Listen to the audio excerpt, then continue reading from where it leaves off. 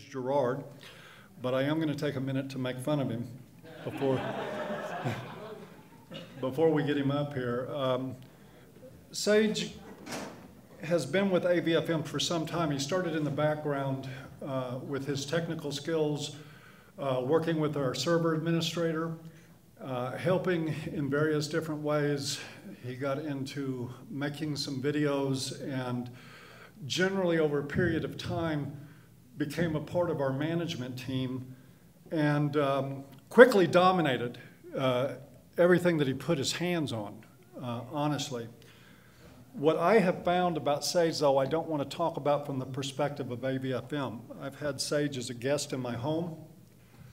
I've spent time with him. And what I have found about Sage, that I have found about so many other MRAs, basic human decency, good values, good person, belief in truth, belief in expressing how he feels and thinks without compromising, as we've seen. Sage is somebody that I think you will be hearing from in the years to come regarding men's issues. I think that's inevitable, and I think that we are fortunate for that.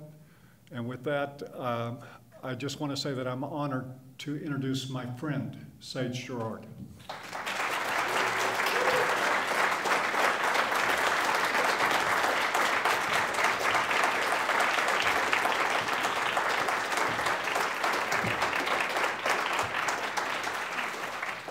Holy crap! This has been fun. This really has been an adventure, and I just cannot stress. I really think that this was a very remarkable last hour too, for obvious reasons. And this is the I think it's gonna make for the makings for a pretty viral video. I think later on, and that's going to be fun. But one thing that I wanted to talk to you about during my time here was a little bit about how KSUM came to be and why it's important for it to be here and the kind of example Kennesaw State University could be setting with KSUM's presence on campus. Now, KSU has acquired Southern Polytechnic State University. It is now serving a mid-30,000s, upwards of 40,000 students, and is now one of the 50 largest universities in the nation. And it is getting a football program this next year, and it's going to be on the map. It's going to be, I'm seeing it on ESPN later. I'm envisioning it just going to amazing lengths. And Kennesaw State has shown a remarkable capacity to increase its revenue and build and develop and just grow, which means that it's going to be extremely important for this campus to be aware of what it means to be equitable, because they're going to have a very, very strong capacity to affect equity and to set an example for other universities around the nation. If they mess this up, other universities will think it's okay to mess up. If they get this right, other universities will have to keep up. And it's up to the Kennesaw State University community to decide what they want to do with it. Kennesaw State University Men was founded November 6th of last year. It was actually about a year in the making from that point on. February of last year, I heard of this place called the Gentlemen's Club. Now, the Gentlemen's Club, horrible name. The Gentlemen's Club was a male-only club where you could come in, and it was basically a group therapy session. Guys could sit down, and they could talk about issues that were affecting them, and it was run by some staff members over in the, I think it was the Career Services or Student Success Center, can't remember which. And the individuals that were there, I went to, I think it was the first meeting. There were 3 people there, including myself and the organizer. So yeah, small crowd. And the faculty member there detected that I was passionate about men's issues, and he pulled me aside and he said, "Will you help us recruit?" And I said, I was really happy with what I heard from the Gentlemen's Club at first. I thought it was going to be great. But then I started learning a little bit more about his policies. So basically, with kind of a therapy session, you would end up in a situation where, of course, you would sign a liability waiver or whatever, where you would not, and some sort of privacy thing, where you would not share information that's private about other members outside the group. Fair enough. But this went a step beyond. It was actually discouraging members from socializing with each other outside of the group. I didn't really understand that. And I asked the staff member, like, why would I give this kind of power over you? I'm sorry, no, why would I give you this kind of power over me? And he ended up asking me a bunch of invasive questions about my personal life. So basically, I told him to stuff it, and then I went off into the campus, and I was thinking, wait a minute, that was the best thing I've seen from men here. I couldn't think of anything better. And I haven't heard of them growing. I have never heard of them again. I dropped contact.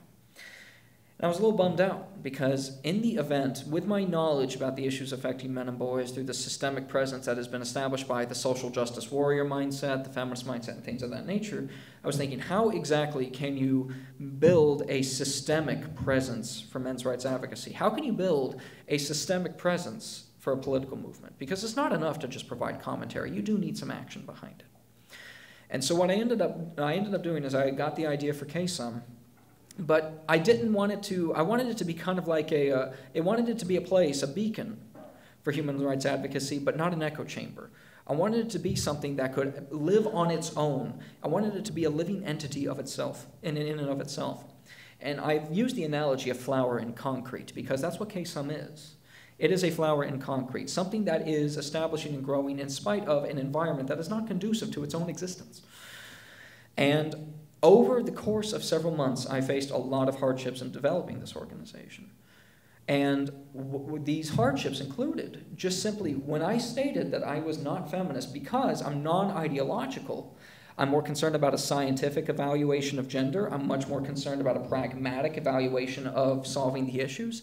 The fact that it was not feminist, and again, I understand this is not going to be a popular opinion with some of the room here, the feminist presence on campus made that very, very difficult to build. And all I said was that I was just not going to subscribe to an ideological view of things. And of course, when you say that you are non-feminist today, you're basically saying you worship Satan. I mean, that's basically what people are getting the impression. You're basically saying that you're not part of the church of today. And it's the response that I got was remarkable. I ended up getting people that were trying to basically smear my character. And so there were police reports filed, there were the USG hotline allegations, University System of Georgia hotline allegations, as I've mentioned before. And that's okay. At the end of the day, I knew they were not going to be able to find any evidence with which to discipline me, because I knew that I didn't do anything wrong and I wasn't doing anything wrong.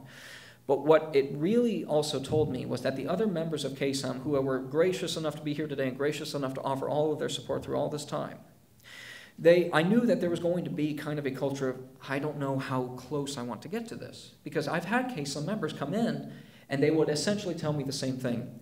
I love what you're doing. I strongly believe in what you're doing, but I don't want to be seen with you. I'm worried about what will happen to me if I support you. I don't want people to know. I'm worried what will happen to my job. I might get fired. I don't know. And there's one point about politics that I have been beating, just basically, if there's anything I could beat anybody over the head with, it is this. You don't get into this to be liked. You don't get into this for your image.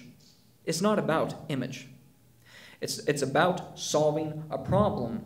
And when you solve a problem that goes against very many preconceptions about the way we view gender and the way we view human beings, you end up creating you do in essence put a bullseye on your head, but when you make progress, when you solve problems, people start to understand that maybe, just maybe, there's a benefit to reevaluating things.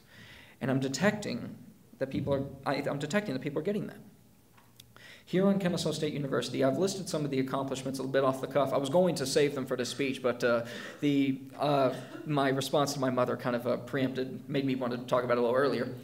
But the fact that we've been able to accomplish so much in such little time, I think also shows that Kennesaw State University administration had an opportunity to clear up a lot of these issues quite easily. If we, as a small collection of students, could make so much progress, how hard would it have been for our administration if they just stepped up and admitted that there were some problems here? The KSU administration are actually, I think, a swell bunch of people. However, I don't think that they are very willing to step onto this territory because there is that same level of fear of liability. And I think it is leaving it to us, the students, to really make that difference, because we do need to be able to invest in our own campus community. And I'm a little concerned that through my experience on campus and the fact that my voice has been marginalized by a institutionalized feminist presence, I'm a little concerned about the future of KSUM and KSU. I want to ask Kennesaw State University students a question, and that is, what example are you going to set? I'm going to be graduating next summer. And just in November 6th, 5 days from now, Kennesaw State University men turns 1 year old.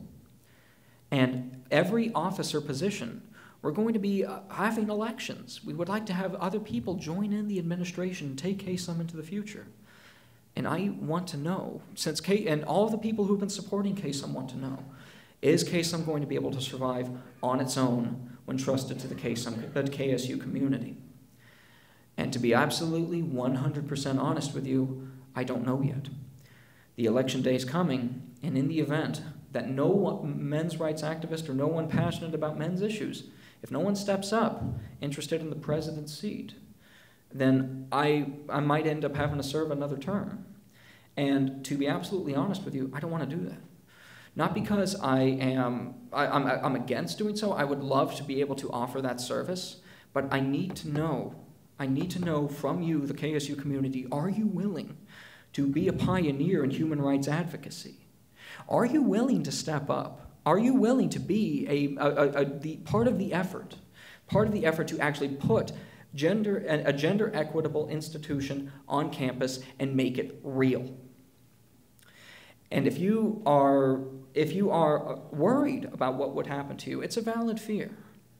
And I felt the heat. This is a hot seat. But it's really not about, again, image. It's about the greater cause of wanting to make sure that we have a renewed compassion for men and women. And we need to have the courage to admit to ourselves that men and boys are not offered the kind of love and respect that we would offer to women in a very dire situation. And Karen Strawn did a wonderful video, and her most famous video is Feminism and the Disposable Male. And she has stated quite eloquently, when it comes to who we value more in terms of who do we allow to live and who do we allow to die, in terms of a dire situation such as a house fire, a sinking boat, or whatever, the expectation is that you choose women and children every time and allow the men to die. And this is a cultural thing that runs very deep, no matter what, around the globe. When it comes to who we choose to live and who we die, who do we value more viscerally, we just don't offer men that compassion. And you could tie this very closely to biology. You could tie this very closely to evolutionary perspectives. But nowadays, we are living in a society where a lot of the threats that we faced in older times, when we didn't have engines, when we didn't have infrastructure, a lot of those threats are gone now. And we are in our prime opportunity to create what Warren Farrell called, social scientist Dr. Warren Farrell called a gender transition movement.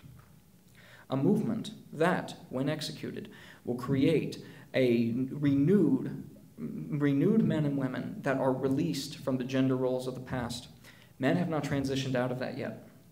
And a lot of the reactions we face today to the concept of men's rights, a lot of those reactions is based on the presumption that men need to be stuck in their roles. They need to remain in positions of servitude, to sit down, shut up, and deal with whatever their rights end where somebody else's feelings begin. That's where it is. And it's gotten to the point where it really is within men's liberties and all of their powers that is afforded to them to be angry about that. But we live in a culture that is not experienced with men's anger. We live in a culture that when a man gets angry or sad or what have you, we don't know how to handle it. Men who are angry are presumed to become violent at any moment. Men who are sad are seen as pitiful, weak. But this is just flat out human beings with thoughts and feelings of their own. And we're not even willing to admit that. Kennesaw State University men is trying very hard to fight past all of these preconceptions.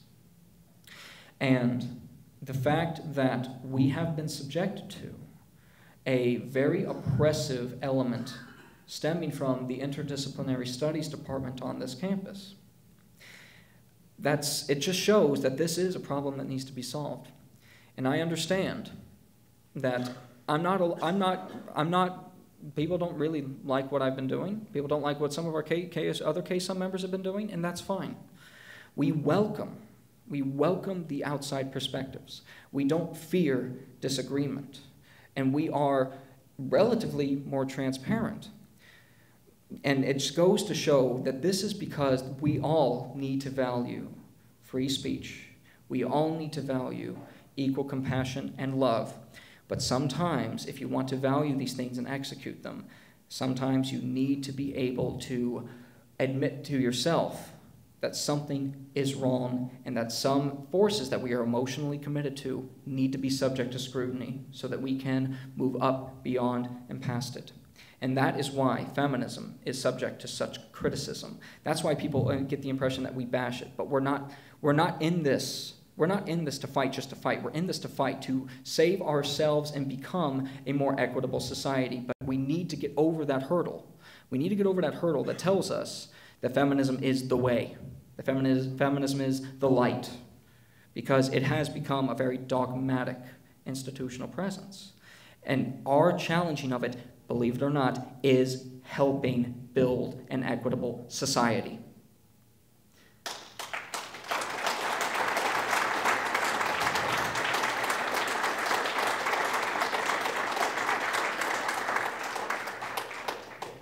Popular claim or not, it's the truth. And I again, am always very, very excited when somebody is to stand up and disagree with this. Because, again, when dissent happens, whenever you find out that two people share contradictory ideas, you know that logic dictates that contradictory ideas, only one can be right if one of them had to be right. But the fact of the matter is, when disagreement happens, a conversation happens. KSU Men, through the work of all of its wonderful members, has actually managed to become a subject of school assignments. It is now something that teachers are stopping in the middle of class. When a student mentions KSUM, everybody goes, "What?" And they end up having a classroom discussion about it because they can't get it out of their heads. English papers are now being written about KSUM. Documentaries are now being produced about KSUM. And I'm not saying this to brag. I'm saying this because the discussion has started. And that's a wonderful thing.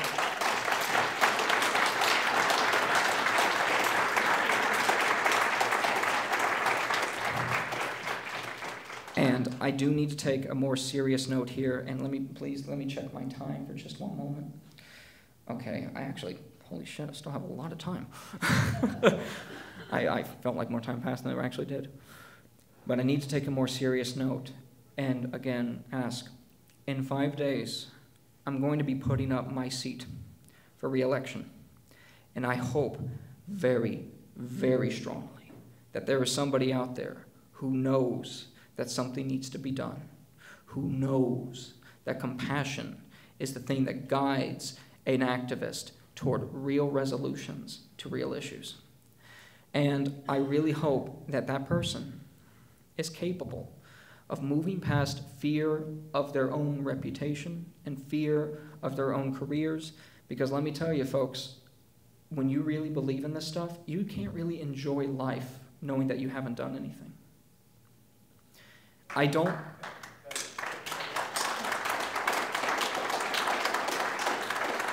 can't enjoy life knowing that the OCGA, section 16-6-1, legally defines rape as something that only a man can do to a woman.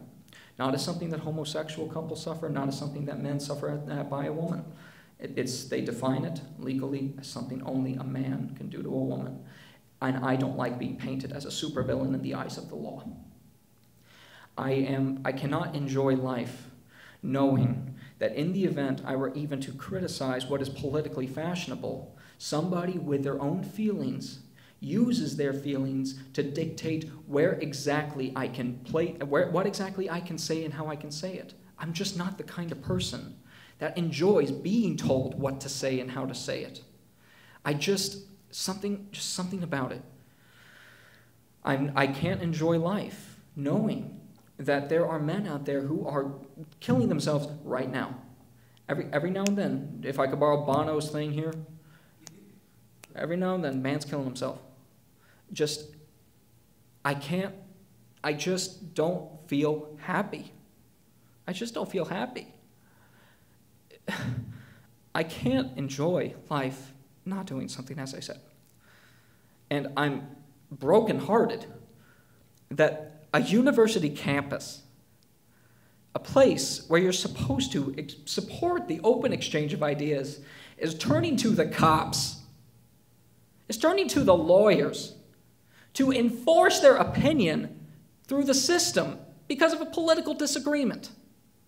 Disagreement is cause to file an allegation, to request an investigation. And these are not just students, these are faculty members.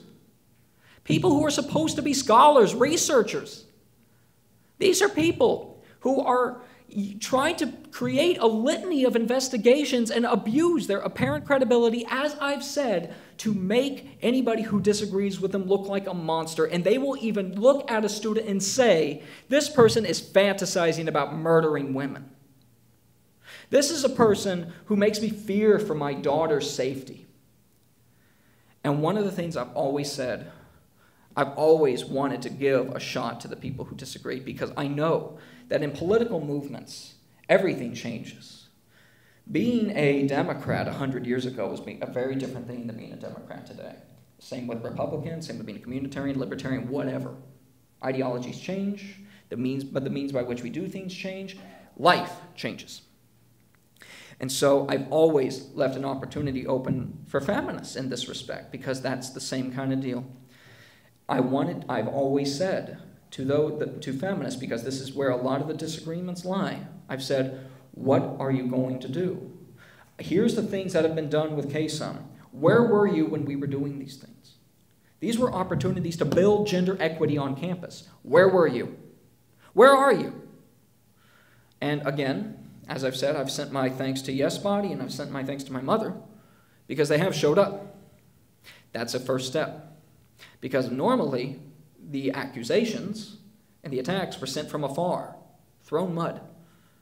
Very happy that they at least decided to grace us with their presence today. At least then the discussion can be had. Round of applause one more time.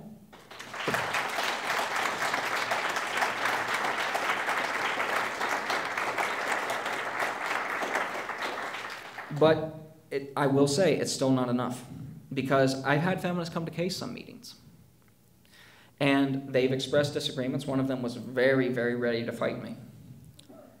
And she ended up saying, she ended up having several disagreements, and she said, I am a member of KSUM now, and you're not going to make me go away. And I said, great, I'm glad you're here. I would like to see your contributions. But are you here because you're here out of compassion, or are you here to just prove a point and protect your brand name? I need to know if this is something that is part of your ideas, your core values, or it's just something that you can use as a means to continue the same marketing that has been actually dividing us over time. She never came back. And I ended up, I continued to pose this question, what are you doing? What are you doing? What are you doing? Where are you? And the work that we've been doing has been piling up. At the end of the day, work is going to separate. Results is what's going to separate who is credible and who is not. No matter how we market ourselves. This isn't about brand development. This isn't about image, as I've said. And sometimes when I say to feminists, what are you going to do? They don't come and say, Sage, I appreciate the things that you're doing, and I understand that there are some inequities. What can we do to reach across the fence to make something better? Instead, they challenge me to debates. What a treat that was. And when you look at the development of ideology on campus, I can see here on KSU just hints of actual compassion. And I want to send my thanks to the KSU Student Life Department, the KSU Administration, and the KSU Legal Division, particularly the staff members who saw what was going on and put our free speech first. Round of applause for these people.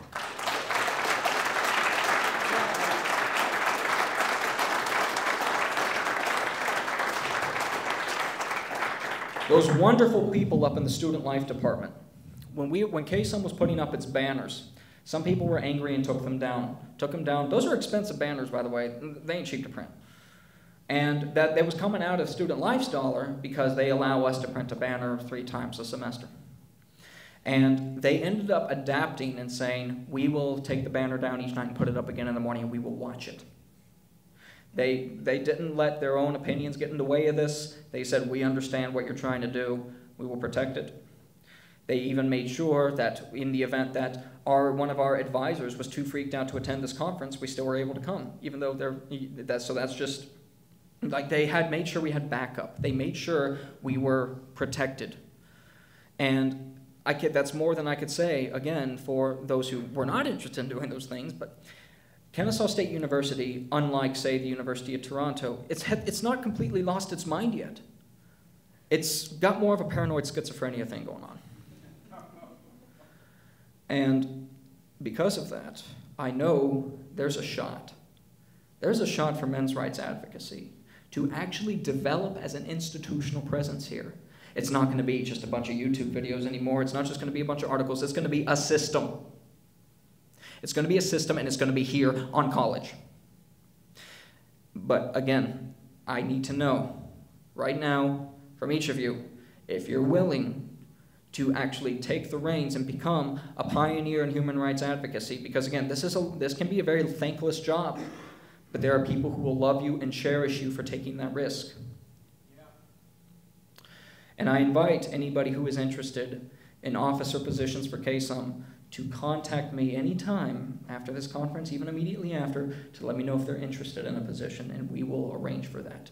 And I would like each of you, please, if your hands are not already sore, please offer a preemptive round of applause for whoever, to let them know that they're supported.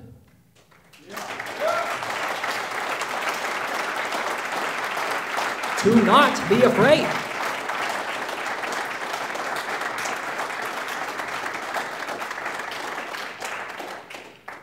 That you're not going to be alone. That's the important part. Because I now know from firsthand experience that the universities are corroding, and there needs to be a corrective force, a new check and balance. And that check and balance isn't coming from the administration. I mean, I could say that they've done wonderful things, but they're not responsive enough. Students need to be able to learn to assert themselves. And letting violations of due process run amok, allowing feelings to dictate what you say? No, pardon my French, but fuck that. It's not going to happen. But you really, really, really, really need to be able to jump past that hurdle and put yourself out there. So, I'll ask one more time. KSU, you are now one of the 50 largest universities in the United States. What example are you going to set? Thank you very much.